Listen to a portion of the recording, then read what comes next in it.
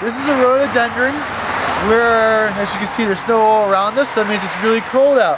It's a good example of a plant that's got a winter stress on it, but all plants in the wintertime have a stress because of the cold.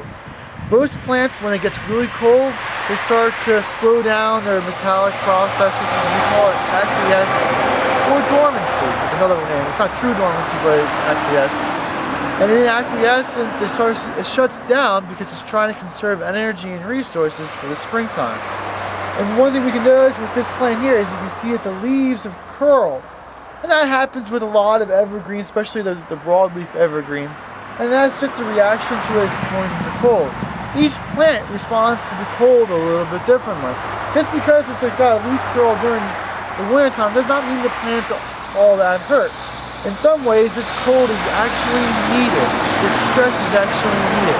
This cold activates the buds inside of the plant. And these buds need this coldness to mature, to get all the metallic processes done. And if it doesn't get that cold during the year, it won't break out into the springtime and produce flowers and new shoots. It's an evolutionary event that occurred. In evolution, these plants every year get this coldness, and if it breaks out too early, all that new foliage that just broke out dies. So the plant programmed itself that it needs a certain amount of cold time, and we call that cold period vernalization. And since the plant needs it, it's a requirement. So it's a vernalization requirement for the plant. And a lot of the evergreens and a lot of the broadleaves everywhere have this requirement before the plant starts to grow. And that's to protect the plant and doesn't use up and waste energy before it actually needs it.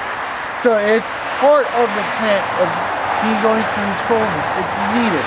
Most evergreens, most broadleaves, most plants in the colder environments need this cold in order to survive.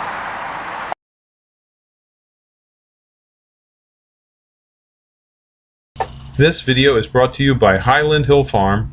We grow and sell screening and buffering trees for privacy and sound barriers.